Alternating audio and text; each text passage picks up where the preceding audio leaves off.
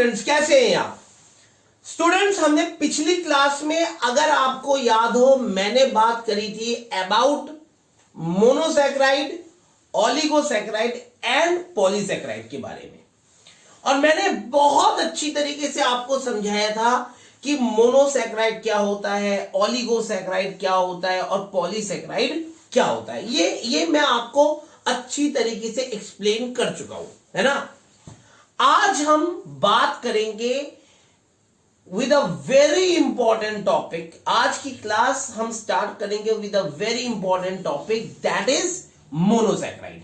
तो आज हम सबसे पहले मोनोसैकेराइड्स के बारे में समझते हैं कि मोनोसैकेराइड्स कौन कौन से होते हैं, वो कैसे प्रिपेयर्ड होते हैं, उनका स्ट्रक्चर किस तरीके का होता है, ठीक है, और मोनोसैकेराइड्स कौन कौन से रिएक्शंस को फॉलो करते हैं, ठीक है। तो आज हम बात करेंगे मोनोसैकेराइड्स के बारे में। और आपके सिलेबस में दो ही मोनोसैकेराइड है, एक है आपका ग्लूकोज और दूसरा है आपका फ्रक्टोज, ठीक है। तो स्टार्ट करें। हम सबसे पहले बात करेंगे ग्लूकोज के बारे में। देखो बेटे, glucose is a monosaccharide which has a general formula C6H12O6। ये ग्लूकोज का फॉर्मूला है। अगर आप इसके स्ट्रक्चर को देखो तो इसके स्ट्रक्चर को हम थोड़ा समझते हैं। आपको मैं पहले भी बता चुका हूं कि ये ग्लूकोज का स्ट्रक्चर है। ये स्ट्रक्चर आपको याद करना है, अच्छी तरीके से अपने दिमाग में बैठाना है ये स्ट्रक्चर।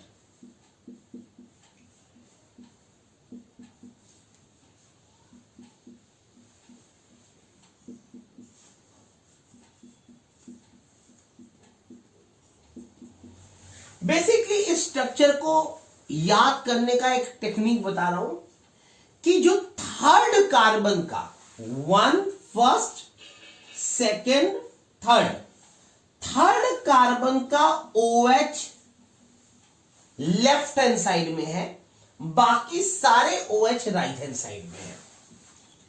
टेक्निक क्या है? हमें तीसरे कार्बन की बात करनी है। जब आप स्ट्रक्चर बनाते हो तो हमें हमेशा तीसरे कार्बन की बात करनी होती है कि तीसरे कार्बन का जो OH है वो लेफ्ट हैंड साइड में है। इतना ध्यान रखना है। अगर इतना ध्यान रख लोगे तो स्ट्रक्चर भी याद हो जाएगा, ठीक है। So this is a structure of glucose. अगर आप ग्लूकोज के प्रिपरेशन की बात करें तो ग्लूकोज को बेसिकली हम ग्रेप शुगर कहते हैं। क्या कहते हैं?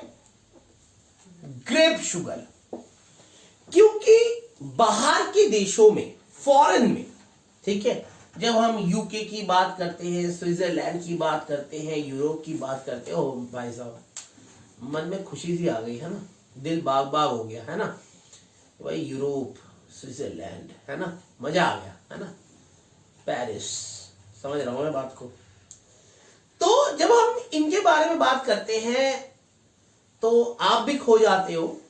और मुझे पता है कि यहां पे जो फॉरेन में जो ग्लूकोज को बनाने का तरीका है वो bye the help of grapes है। मतलब जो ग्रेप है, अंगूर, उसका रस निचोड़ लिया और उस अंगूर के रस को निचोड़ने के बाद जो आपको उसका रस मिला, उससे हम ग्लूकोज की प्रिपरेशन करते हैं। तो फॉरेन में ग्लूकोज को बनाया जाता है लार्ज स्केल में bye the help of grape. Grape is a very good source of glucose, ठीक है। लेकिन अब आपको पता है भारत में तो अंगूर खाने को नहीं है, तो ग्लूकोज कहां से बनाएंगे, है ना। तो भारत में ग्लूकोज बनाने का तरीका है by the help of sugarcane. तो हम बेसिकली इंडिया में जो ग्लूकोज बनाते हैं वो शुगर केन से बनाते हैं by the help of sucrose. Sugarcane से जो रस निकलता है, गन्ने का रस जिसे कहते हैं, वो सुक्रोज होता है और हम सुक्रोज से ग्लूकोज बनाते हैं। तो बेसिकली क्या फॉर्मूला है? देखो सुक्रोज का फॉर्मूला है, देखो C12H22O11, दिस इज सुक्रोज। ठीक है, इस सुक्रोज को हम हाइड्रोलाइसिस करते हैं, H3O पॉजिटिव के प्रेजेंस में हीट करते हैं, तो आपकी दो चीजें निकलती है। एक निकलता है glucose C6H12O6, this is glucose, and other is C6H12O6, that is fructose. ठीक है, तो इंडिया में हम जो ग्लूकोज बनाते हैं वो bye the help of sugar की, ठीक है नहीं। लेकिन अगर आप देखें, अगर आप ग्लूकोज को आजकल के दिन में बनते हुए देखें, जो आज का जमाना है, आज तो इंडिया में शुगर केन भी नहीं मिलता, ठीक है नहीं। तो भाई आज जो ग्लूकोज है वो कैसे बनता है? वो glucose bye the help of starch बनता है। तो अगर आप स्टार्च का हाइड्रोलाइसिस करेंगे, स्टार्च का हाइड्रोलाइसिस, ठीक है, तो आपका n number of moles of glucose मिलेगा। Starch is a huge source of glucose. Starch जो है ह्यूज सोर्स ऑफ ग्लूकोज है, ठीक है नहीं। स्टार्च, अगर स्टार्च का आप हाइड्रोलाइसिस करोगे तो लार्ज स्केल में जो ग्लूकोज बनता है वो bye the help of starch बनता है। तो स्टार्च का अगर आप हाइड्रोलाइसिस करोगे तो आपको बहुत सारा ग्लूकोज मिलेगा, ठीक है। So this is the preparation of glucose. इसके बारे में मैंने आपको ब्रीफ डिस्क्रिप्शन दे दी, ठीक है नहीं। अब सवाल ये उठता है, एक बड़ा वाजिब सा सवाल है, बहुत इंटरेस्टिंग सा सवाल है, ध्यान से सुनना। मेरे सवाल को ध्यान से सुनना, दिमाग से सुनना, ठीक है। देखो, इस ग्लूकोज को हम कहते हैं, इस ग्लूकोज को एक और नाम से जाना जाता है। हम इसे एक और नाम से जानते हैं, नोन एज एल्डोसिस। एल्डोसिस क्यों? क्योंकि ग्लूकोज के अंदर एल्डिहाइड ग्रुप है प्रेजेंट। तो ग्लूकोज को हम क्या कहते हैं? एल्डोसिस, क्योंकि ग्लूकोज के अंदर एल्डिहाइड ग्रुप प्रेजेंट है, इसलिए ग्लूकोज को कहते हैं एल्डोसिस, ठीक है। और जिसके अंदर कीटोन ग्रुप प्रेजेंट है, जैसे कि फ्रक्टोज के अंदर कीटोन ग्रुप प्रेजेंट होता है, तो उसको कीटोसिस कहते हैं। तो अभी ग्लूकोज के अंदर एल्डिहाइड ग्रुप है, ये आपका देख रहे हो, ये एल्डिहाइड ग्रुप है, इसलिए इसको कहा एल्डोसिस, ठीक है। दूसरा, ग्लूकोज को हम हेक्सोस भी कहते हैं। क्या कहते हैं? हेक्सोस। अब हम इसे हेक्सोस क्यों कहते हैं? Why it is known as hexose? क्योंकि इसके अंदर 6 कार्बन है। ग्लूकोज के अंदर 6 कार्बन है, इसलिए हम इसे कहते हैं हेक्सोस, ठीक है। तो अब सवाल ये उठता है, दोबारा मैं उसी सवाल पे आता हूं। बच्चों के दिमाग में सवाल आता है और आपके दिमाग में भी आना चाहिए, और ये बहुत इंपॉर्टेंट सवाल है, बहुत वाजिब सवाल है। सवाल यह है कि आपके दिमाग में एक बात आ रही है कि सर, आपको कैसे पता लगा कि ग्लूकोज के अंदर 6 कार्बन है? आपको कैसे पता लगा कि ग्लूकोज के अंदर 1 2 3 4 5 OH ग्रुप है? आपको कैसे पता लगा कि ग्लूकोज के पहले कार्बन में एल्डिहाइड ग्रुप है? आपको कैसे पता लगा कि ग्लूकोज के लास्ट कार्बन में अल्कोहल ग्रुप है? यह बात आपको कैसे पता लगी? आपको सपना तो नहीं आया सर? क्या आपको सपने में आया था? भगवान बोल के गए कि ग्लूकोज के अंदर एल्डिहाइड ग्रुप होता है, ग्लूकोज के अंदर 6 कार्बन होते हैं, ग्लूकोज के अंदर 5 OH ग्रुप होते हैं, ग्लूकोज के अंदर लास्ट कार्बन में अल्कोहल होता है। आपको कैसे पता लगा? हाउ? तो इसका जवाब मैं आपको अभी 2 मिनट में दे रहा हूं। पहले आप यहां तक उतारिए, फिर मैं आगे बात करता हूं।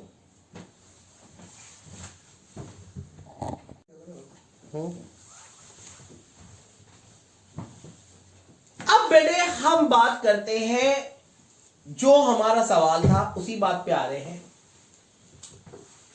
What are the reactions which describe the structure of glucose? ऐसे कौन कौन से रिएक्शंस हैं जो हमें बताती हैं कि ग्लूकोज के अंदर एल्डिहाइड ग्रुप प्रेजेंट है पहले कार्बन में, ग्लूकोज के अंदर 5 OH ग्रुप प्रेजेंट है, ग्लूकोज के अंदर 6 कार्बन प्रेजेंट है। ठीक है, ऐसे कौन कौन से रिएक्शंस हैं, ठीक है नहीं? तो मैंने ग्लूकोज के स्ट्रक्चर के बारे में बताने के लिए, ग्लूकोज के स्ट्रक्चर को पहचानने के लिए साइंटिस्ट ने कुछ रिएक्शन किए। सबसे पहला रिएक्शन, ध्यान से सुनना, first reaction, reaction of glucose with HI। ठीक है, मीन्स रिडक्शन ऑफ ग्लूकोज।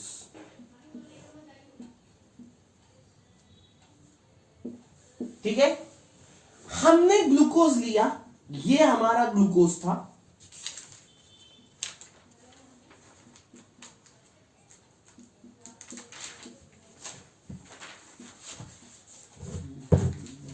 ये हमारा ग्लूकोज था।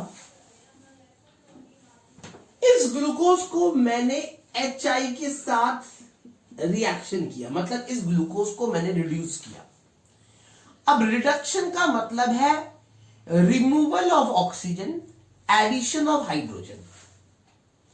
तो जहां जहां इस ग्लूकोज के अंदर ऑक्सीजन है वो रिमूव हो जाएगा और वहां वहां हाइड्रोजन आके ऐड हो जाएंगे।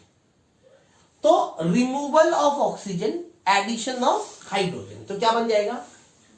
CH3 CH2 CH2 CH2 CH2 and your CH3। ये जो आपका कंपाउंड बना, मतलब ऑक्सीजन हट गया और हाइड्रोजन आके ऐड हो गया, सिंपल सी बात है, ठीक है नहीं? तो ये जो आपका कंपाउंड बना, इस कंपाउंड का नाम है N-हेक्सेन। This reaction shows that glucose contains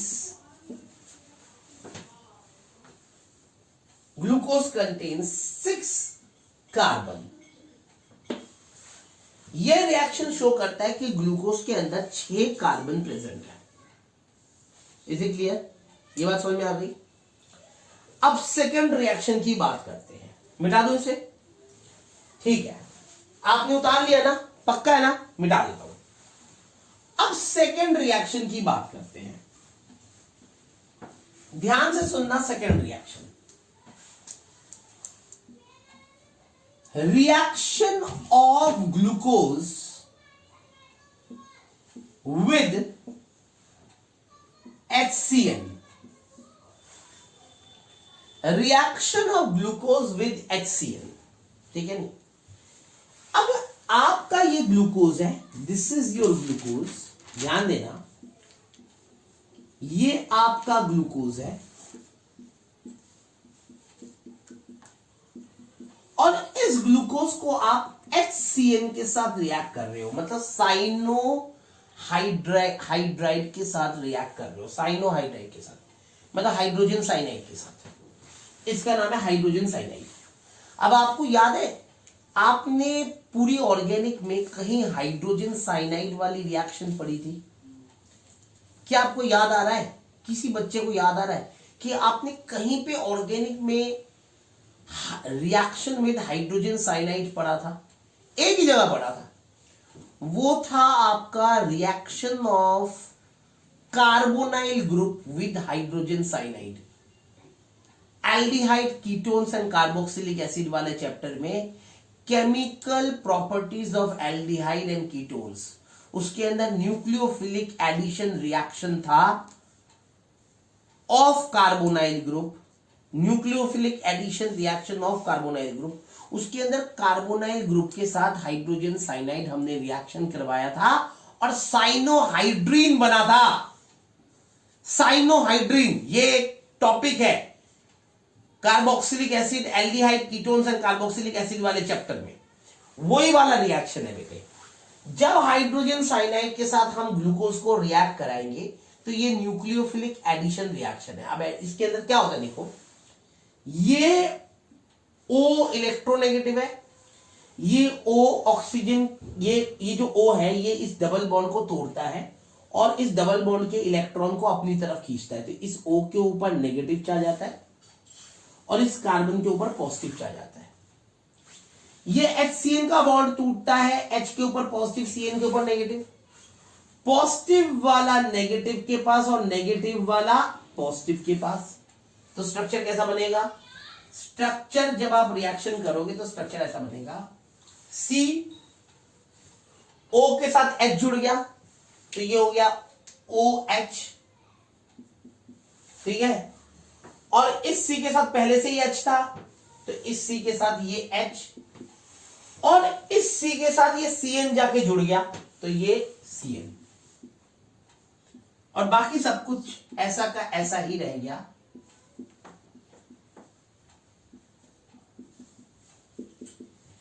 ये रिएक्शन शो करता है भाई ये रिएक्शन क्यों हुआ।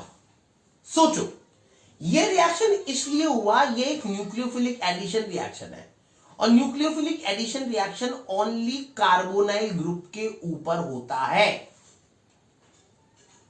जब किसी कंपाउंड के अंदर कार्बोनाइल ग्रुप हो तभी न्यूक्लियोफिलिक एडिशन रिएक्शन होता है। तो this reaction shows that glucose contains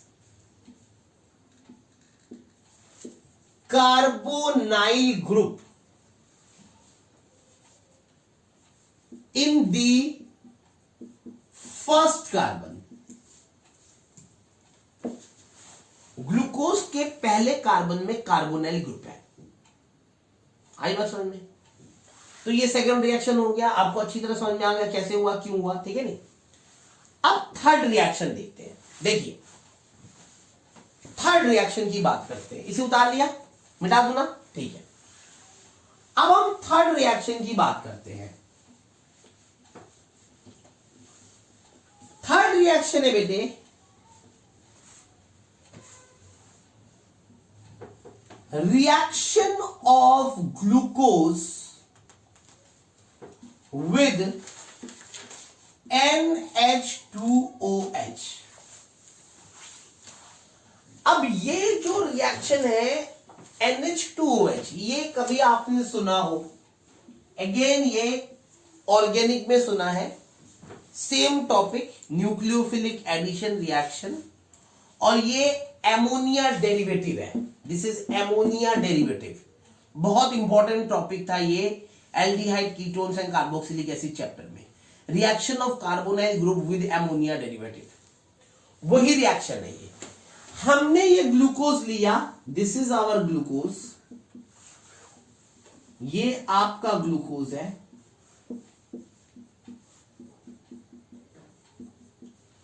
ठीक है। हमने इसको NH2, इसको ऐसे लिख देते हैं NH2OH के साथ रिएक्ट किया तो हुआ क्या, ये H2O निकल जाएगा। ध्यान से समझना, ये H2O निकल जाएगा और आपके पास जो स्ट्रक्चर बनेगा वो ऐसा बनेगा, CH double bond NOH CHOH का होल 5 और CH2OH। अब ये रिएक्शन क्यों हुआ? ये भी रिएक्शन इसलिए हुआ, ये भी न्यूक्लियोफिलिक एडिशन रिएक्शन है और nucleophilic addition reaction carbonyl group के ऊपर ही होता है। तो ये रिएक्शन ये पक्का कर देता है, इट कंफर्म्स, ये कंफर्म कर देता है कि yes glucose contain carbonyl group at the first position. This reaction confirms that yes, glucose contains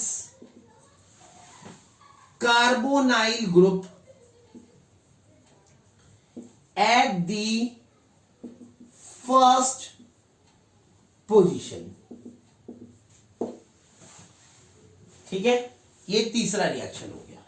ठीक है, अब हम चौथे रिएक्शन की बात करें। ठीक है, अब हम फोर्थ रिएक्शन की बात करते हैं। ध्यान देना, मिला दू ना। ठीक है, अब हम फोर्थ रिएक्शन की बात करते हैं। फोर्थ रिएक्शन, ध्यान देना, फोर्थ रिएक्शन है reaction of glucose with bromine water, मतलब ऑक्सीडेशन, और ऑक्सीडेशन भी कौन सा? माइल्ड ऑक्सीडेशन, ग्लूकोज का माइल्ड ऑक्सीडेशन। अब हम ग्लूकोज लेते हैं, ये आपका ग्लूकोज है, इस ग्लूकोज का हम माइल्ड ऑक्सीडेशन करते हैं। ये आपका ग्लूकोज है, इस ग्लूकोज का हम माइल्ड ऑक्सीडेशन करते हैं। माइल्ड ऑक्सीडेशन का मतलब है ब्रोमीन वाटर के प्रेजेंस में हीट करना, ब्रोमीन वाटर के प्रेजेंस में हीट करना, यह है माइल्ड ऑक्सीडेशन। बेटे जब हम ग्लूकोज का माइल्ड ऑक्सीडेशन करते हैं तो यह बात आप बिल्कुल दिमाग में फीड कर लीजिए, बहुत ध्यान से फीड करिएगा इस बात को, कि अगर आप ग्लूकोज का माइल्ड ऑक्सीडेशन करेंगे तो ग्लूकोज का जो पहले कार्बन में एल्डिहाइड ग्रुप है, एल्डिहाइड ग्रुप का ऑक्सीडेशन करने से क्या बनता है आपको पता है? अगर आप एल्डिहाइड का ऑक्सीडेशन करेंगे तो कार्बोक्सिलिक एसिड बनेगा। किसी भी एल्डिहाइड का जब आप ऑक्सीडेशन करेंगे, माइल्ड ऑक्सीडेशन, तो आपका कार्बोक्सिलिक एसिड बनेगा। तो यानी आपने जैसे इस ग्लूकोज का माइल्ड ऑक्सीडेशन किया तो ये जो पहले कार्बन का एल्डिहाइड है, it will change into carboxylic group.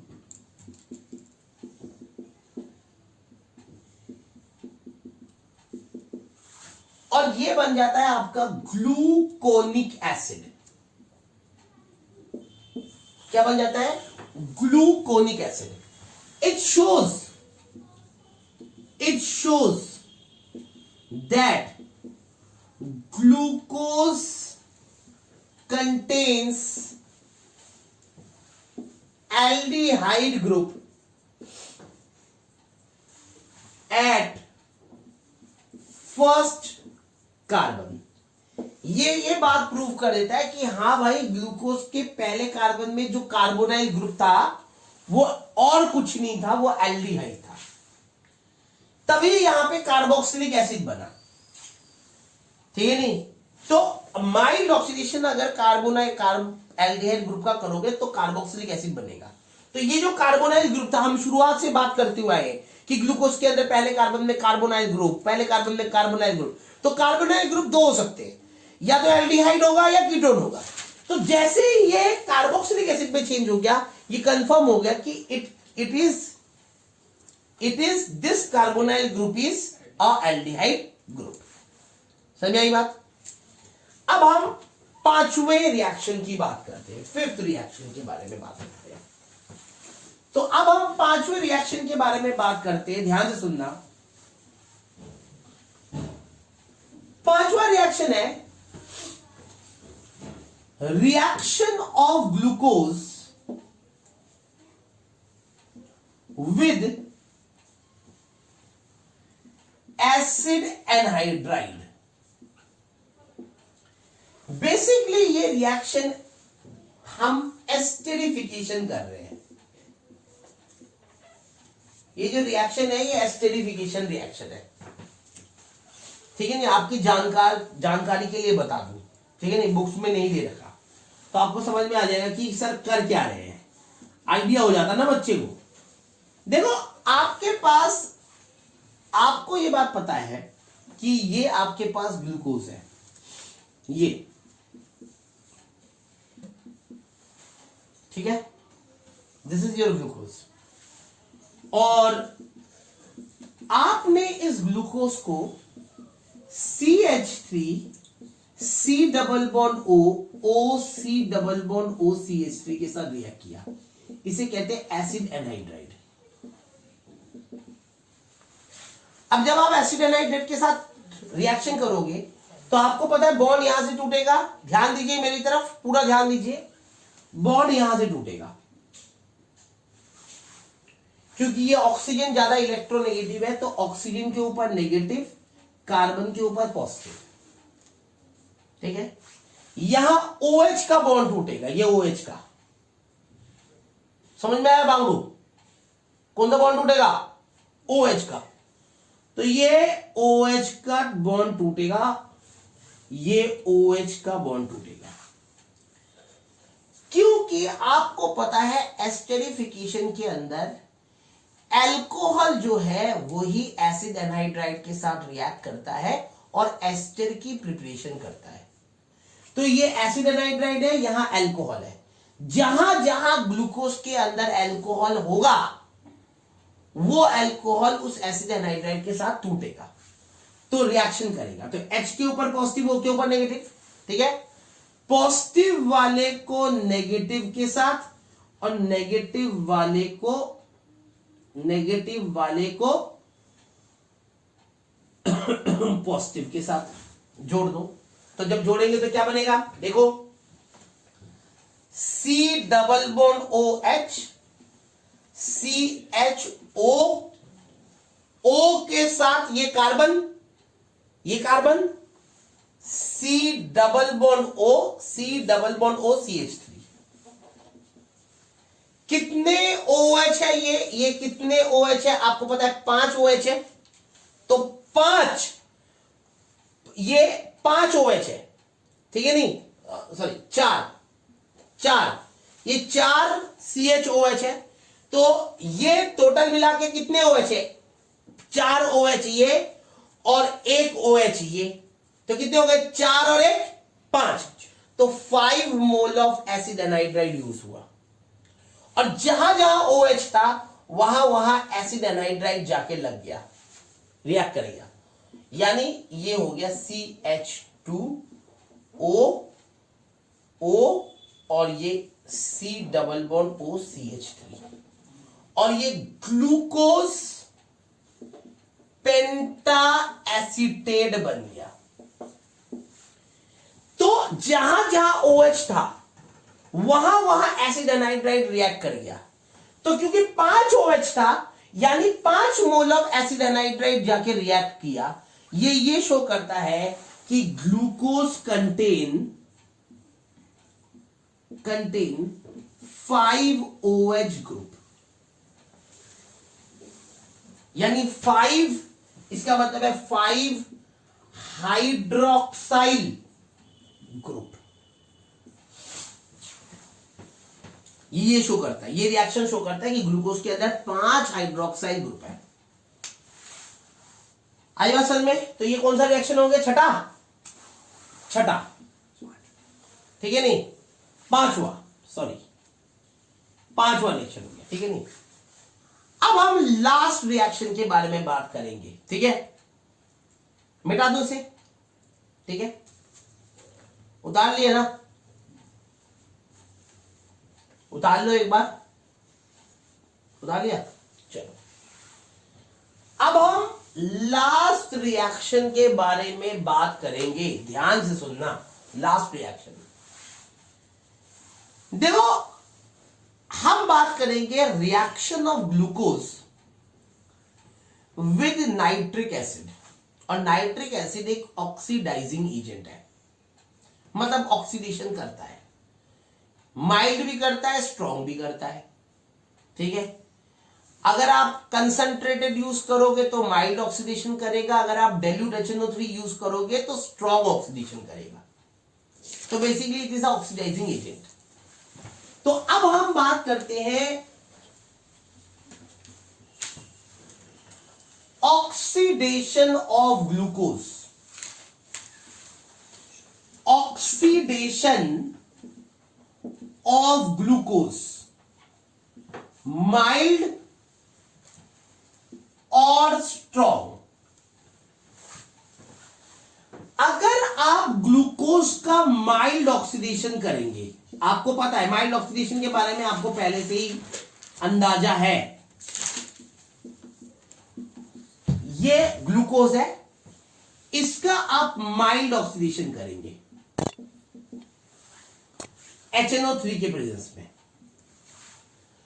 तो भैया सीधी सी बात है, माइल्ड ऑक्सीडेशन करोगे तो एल्डिहाइड किस में चेंज हो जाएगा? कार्बोक्सिलिक एसिड में। तो यानी ये कार्बोक्सिलिक एसिड में चेंज हो जाएगा।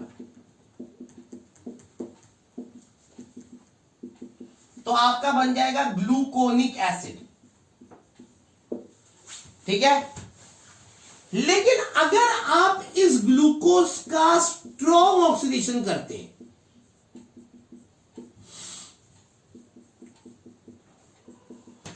स्ट्रॉन्ग ऑक्सीडेशन,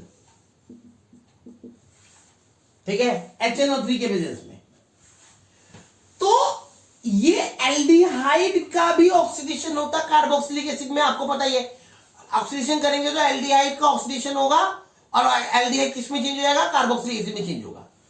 और एल्कोहल का जब स्ट्रॉन्ग ऑक्सीडेशन करते हो तो वो भी कार्बोक्सिलिक एसिड में चेंज हो जाता है, बशर्ते ये कि वो जो अल्कोहल होना चाहिए वो चेन एंडिंग कार्बन में लगना चाहिए।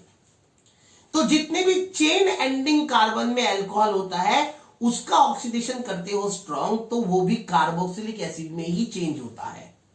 तो इसका मतलब है इसका एल्डिहाइड भी कार्बोक्सिलिक एसिड में चेंज हो जाएगा, और जो चेन के एंड में जो अल्कोहल है वो भी कार्बोक्सिलिक एसिड में चेंज हो जाएगा। इसका मतलब है ऊपर वाला भी कार्बोक्सिलिक एसिड, बीच वाला सेम टू सेम रहेगा, और नीचे वाला भी कार्बोक्सिलिक एसिड में चेंज हो जाएगा। इसे कहते हैं saccharic acid.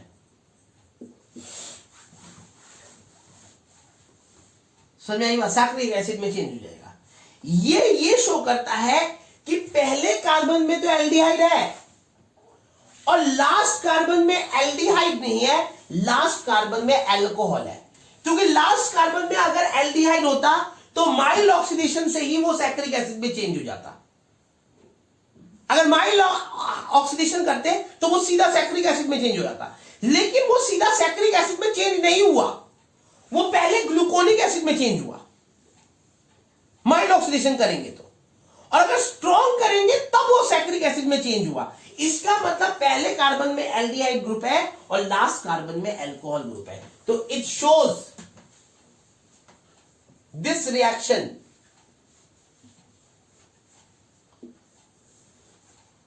this reaction shows that glucose contains aldehyde group in first carbon and alcohol मतलब hydroxyl group at the last carbon.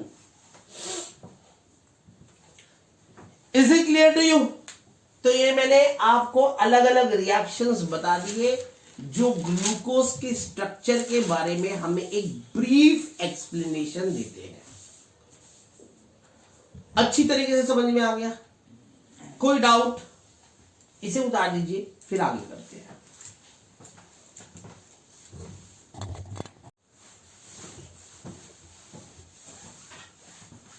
अब बेटे, अब हम एक बहुत इंपॉर्टेंट टॉपिक के बारे में बात करेंगे जो बहुत इंटरेस्टिंग टॉपिक भी है और आपके लिए बहुत बेहतरीन टॉपिक है, बहुत यूजफुल टॉपिक है। जैसे कि मैंने बताया था कि ऑर्गेनिक में भी इसका इस्तेमाल है, बायोमॉलिक्यूल्स में तो है ही है, और कोऑर्डिनेशन केमिस्ट्री में भी है। तो इस टॉपिक के साथ आपको वो सारे कॉन्सेप्ट समझ में आ जाएंगे और आपके सारे डाउट्स क्लियर हो जाएंगे। तो इसलिए मेरी बात को ध्यान से सुनना, इस टॉपिक को ध्यान से समझना। अब हम बात करते हैं, सबसे पहले हम बात करते हैं ऑप्टिकल एक्टिविटी के बारे में।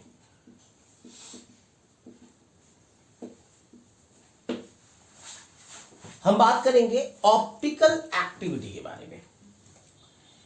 देखो, एक ऑप्टिकल एक्टिव सब्सटेंस हम किसे कहते हैं? पहली बात तो ये समझ लो कि ऑप्टिकल एक्टिव सब्सटेंस क्या होता है। पहले हम नॉर्मली समझते हैं, फिर हम एक्सपेरिमेंटली समझेंगे। ठीक है भाई, ऑप्टिकल एक्टिव सब्सटेंस का मतलब होता है एक ऐसा सब्सटेंस which is unsymmetrical,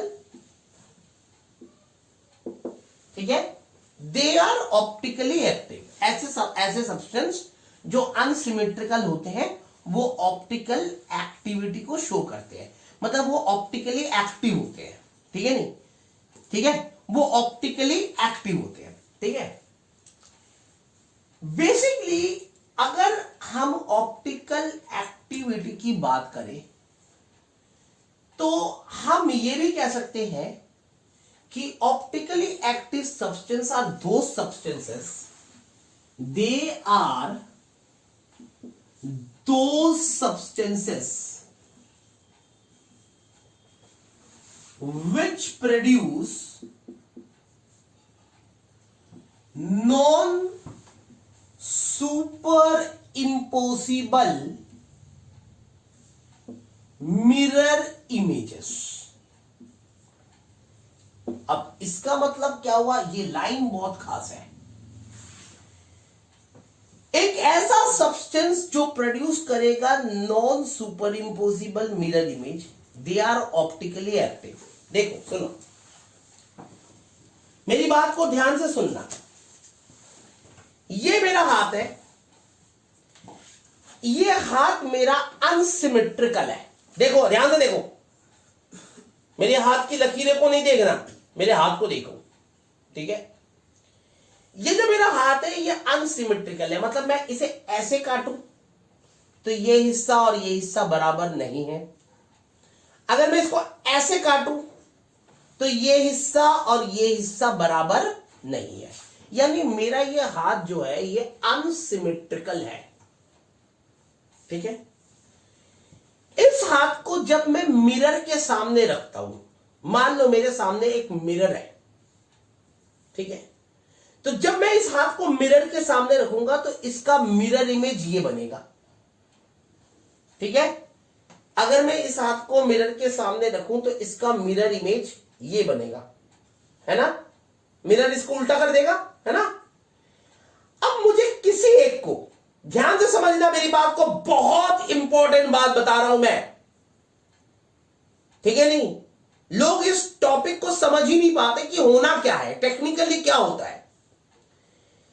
ये एक अनसिमेट्रिकल बॉडी है, मैं इस अनसिमेट्रिकल बॉडी को मिरर के सामने रखता हूं तो इसका मिरर इमेज ये बनता है। ध्यान देना, मैं किसी भी एक को, या तो ऑब्जेक्ट को या इमेज को, किसी भी एक को 180 डिग्री में रोटेट करता हूं। तो देखो 180 डिग्री में रोटेट कर रहा हूं, देखो ये 180 डिग्री में रोटेट हो रहा है। माइंड में, अपने माइंड में रोटेट करना है। ये रोटेट हो गया, देख रहे हो, ये 180 डिग्री में रोटेट हो गया। जैसे ही रोटेट किया, अब मैं इसको इस ऑब्जेक्ट के ऊपर सुपर इंपोज करूंगा। क्या ये 100% सुपर इंपोजिबल है? ये पूरी तरीके से सुपर इंपोजिबल नहीं है, क्योंकि ये अंगूठा बाहर निकल रहा है, ये अंगूठा बाहर निकल रहा है। ये 100% सुपर इंपोजिबल नहीं है। This is non superimposable mirror image. Thus this object is a optically active substance. फिर मैं रिपीट कर रहा हूं, वैसे तो आप वीडियो रिवाइंड करके भी देख सकते हो, लेकिन मैं रिपीट ही कर देता हूं। आपको ऑब्जेक्ट लेना है, ऑब्जेक्ट को मिरर के सामने रखना है, उसका मिरर इमेज ये बनेगा। किसी भी एक को, या तो ऑब्जेक्ट को या इमेज को 180 डिग्री में रोटेट करना है। ये रोटेट किया, सुपर इंपोज किया। अगर वो सुपर इंपोज नहीं हो रहे हैं, मछली जल की रानी है, जीवन उसका पानी है, देखा है ना, ये नॉन सुपर इंपोजिबल है, सुपर इंपोजिबल नहीं हो रहे हैं, then it is a optically active substance. समझ में आई बात? आई बात समझ में? लेकिन अगर यही ऑब्जेक्ट ऐसा होता, ये मेरा ऑब्जेक्ट है, इसका अब ये सिमेट्रिकल है, देखो ये ऐसे काटो तो ये वाला हिस्सा और ये वाला हिस्सा बराबर, ठीक है, ये वाला हिस्सा और ये वाला हिस्सा बराबर, कहीं एक साइड से सिमेट्रिकल होना चाहिए। अब मैं इसे ऐसे काटूंगा तो ये सिमेट्रिकल है, ये वाला हिस्सा और ये वाला हिस्सा बराबर। मैं इसको मिरर के सामने रख रहा हूं, ये इसको मैंने 180 डिग्री में रोटेट किया, ये सुपर इंपोज किया, ये अब ये पूरी तरीके से सुपर इंपोज हो गया, देखो पूरी तरीके से सुपर इंपोज हो गया, then it is a optically inactive substance. ये एक ऑप्टिकली इनएक्टिव सब्सटेंस है। समझ में आई बात? This is a optically inactive substance. Is it clear? तो ऐसा सब्सटेंस जो सिमेट्रिकल है वो ऑप्टिकली एक्टिव है, और एक ऐसा सब्सटेंस जो अनसिमेट्रिकल है वो ऑप्टिकली इनएक्टिव है। तो जो ऑप्टिकली एक्टिव सब्सटेंस है इसको हम कहते हैं कायरल सब्सटेंसेस, जो ऑप्टिकली एक्टिव है। और जो ऑप्टिकली इनएक्टिव है, इनएक्टिव, ठीक है, ये सिमेट्रिकल, ठीक है, ये जो सिमेट्रिकल होते हैं ये सुपर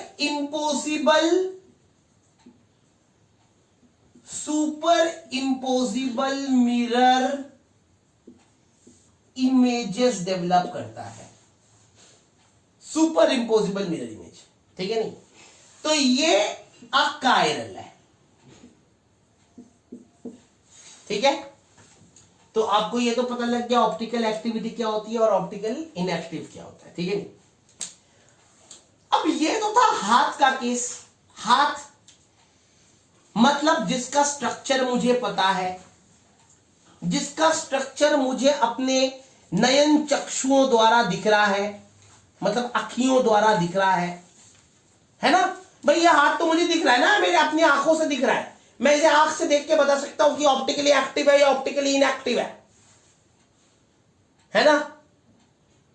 लेकिन अब एक केमिकल है, आपके लैब में एक केमिकल है, ABCD कोई केमिकल है, क्या मुझे नहीं पता क्या नाम, कोई केमिकल है, मान लो कोई बायोमोलिक्यूल वाला केमिकल है, ग्लूकोज है, फ्रक्टोज है। अब ये तो लिक्विड फॉर्म में है, अब इसका मॉलिक्यूलर स्ट्रक्चर मुझे नहीं पता, केमिकल है, लिक्विड फॉर्म में है, ऑर्गेनिक सब्सटेंस है, कोई भी ऑर्गेनिक सब्सटेंस, मान लो क्लोरोमीथेन है, ब्रोमोमीथेन है, लिक्विड फॉर्म में है। अब हम अगर एक केमिकल हमें दे दिया किसी बंदे ने और बोला कि पता लगाओ ये ऑप्टिकली एक्टिव है या इनएक्टिव है, पता लगाओ जी ये ऑप्टिकली एक्टिव है या इनएक्टिव है, तो अब तो हम भाई साहब अब तो ये नहीं कर सकते कि भैया हाँ चीज को मिरर के सामने रखो, फिर इमेज को 180 डिग्री में रोटेट करो और फिर सुपर इंपोज करो, ये तो नहीं कर सकते क्योंकि उसका स्ट्रक्चर तो मेरे पास पता नहीं है। मेरे पास तो सिर्फ एक केमिकल दे दिया, एक कंटेनर में भर के, एक जग में भर के केमिकल दे दिया, एक ग्लास में भर के केमिकल दे दिया, एक टेस्ट ट्यूब में भर के केमिकल दे दिया।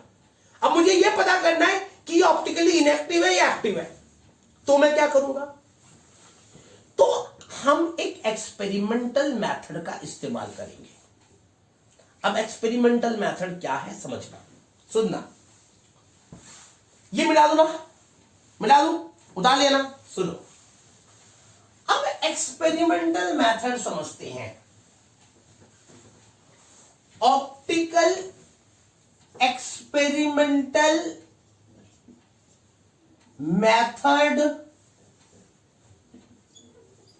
Of optical activity. ठीक है, हमारे पास एक अनपोलराइज लाइट होता है। This is the unpolarise light. Unpolarise light का मतलब यह होता है कि ये अनपोलराइज लाइट हर एक डायरेक्शन में मूव करता है। जो अनपोलराइज लाइट होता है ये हर एक डायरेक्शन में वाइब्रेट करता है, ऐसा होता है। इसे कहते हैं अनपोलराइज लाइट। आपने फिजिक्स में रे ऑप्टिक्स पढ़ा होगा, उसके अंदर अनपोलराइज लाइट पढ़ा होगा। ये एक अनपोलराइज लाइट है जो हर एक डायरेक्शन में वाइब्रेट करता है। ठीक है, मैंने क्या किया, इस अनपोलराइज लाइट को एक निकोल प्रिज्म के थ्रू पास आउट किया। ये है निकोल प्रिज्म, कैल्शियम कार्बोनेट का एक टुकड़ा। एक स्पेशल टाइप का प्रिज्म है Nicol prism, that is calcium carbonate का एक टुकड़ा, a piece of calcium carbonate. जैसे ही मैंने इस अनपोलराइज लाइट को निकोल प्रिज्म के थ्रू पास किया, ये अनपोलराइज लाइट पोलराइज हो गया।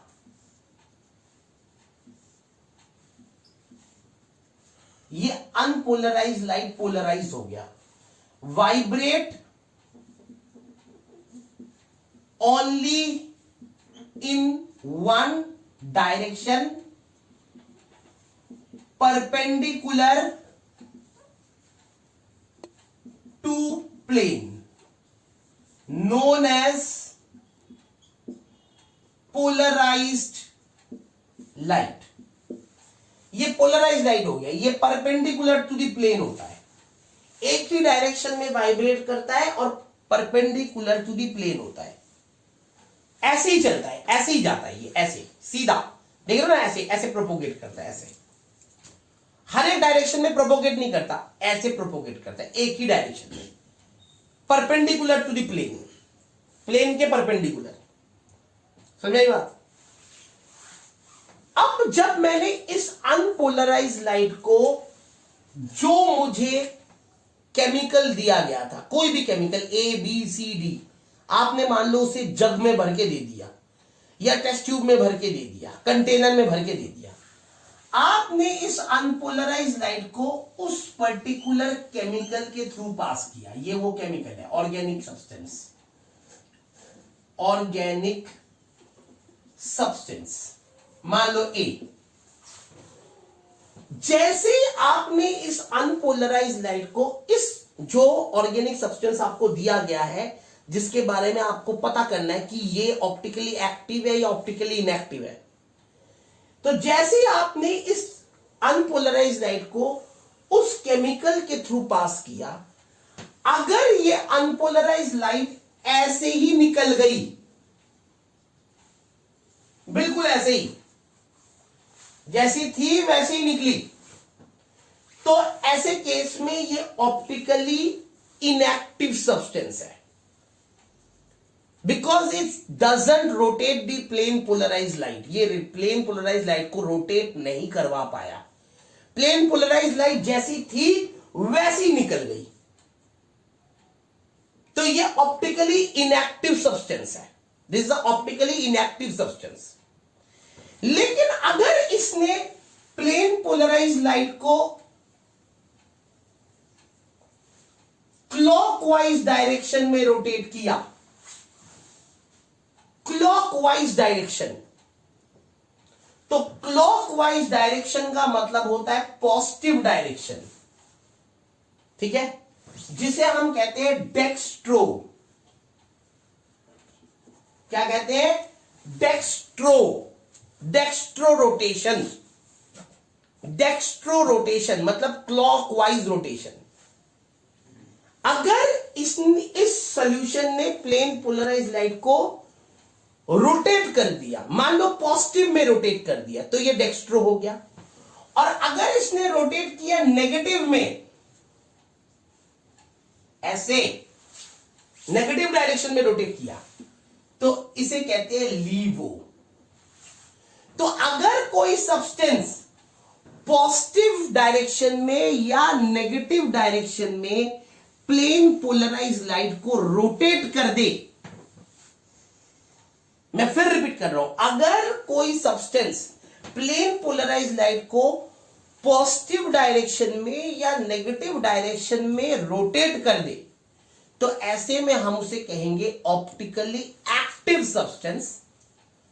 और अगर वो पॉजिटिव की तरफ रोटेट हुआ तो it is a optically active substance which is dextrorotatory, which is dextrorotatory, which is dextrorotatory।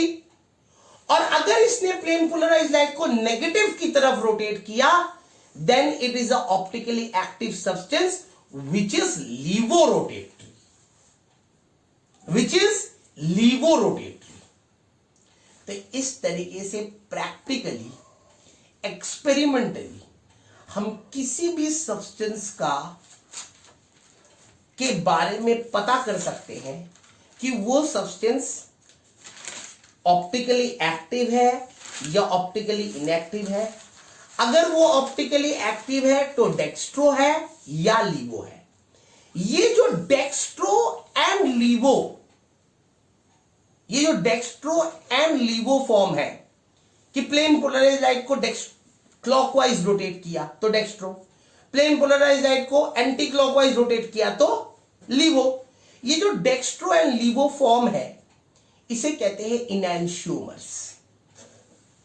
क्या कहते हैं? Enantiomers. This dextro and levo form of a substance, एक सब्सटेंस अगर क्लॉकवाइज रोटेट होता है तो उसका जो स्ट्रक्चर बनेगा क्लॉकवाइज रोटेट। अगर वो सब्सटेंस क्लॉकवाइज रोटेट होता है तो ऐसे में उसे डेक्स्ट्रो कहते हैं, डेक्स्ट्रो रोटेटरी सब्सटेंस कहते हैं।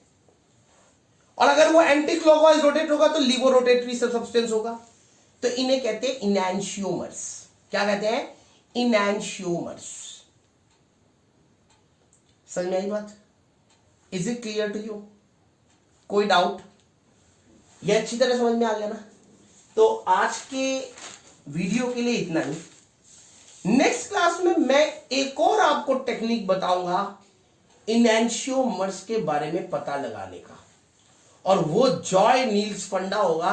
वो किसी भी बुक में, किसी भी इंस्टीट्यूट वालों ने किसी भी बच्चे को नहीं बताया होगा, सिर्फ जॉय सर ही बता सकते हैं। ये मेरा चैलेंज है and challenge should be accepted. ठीक है? Thank you very much. मेरे चैनल को लाइक करिए, शेयर करिए एंड सब्सक्राइब करिए। टाटा बाय बाय, शबा खैर।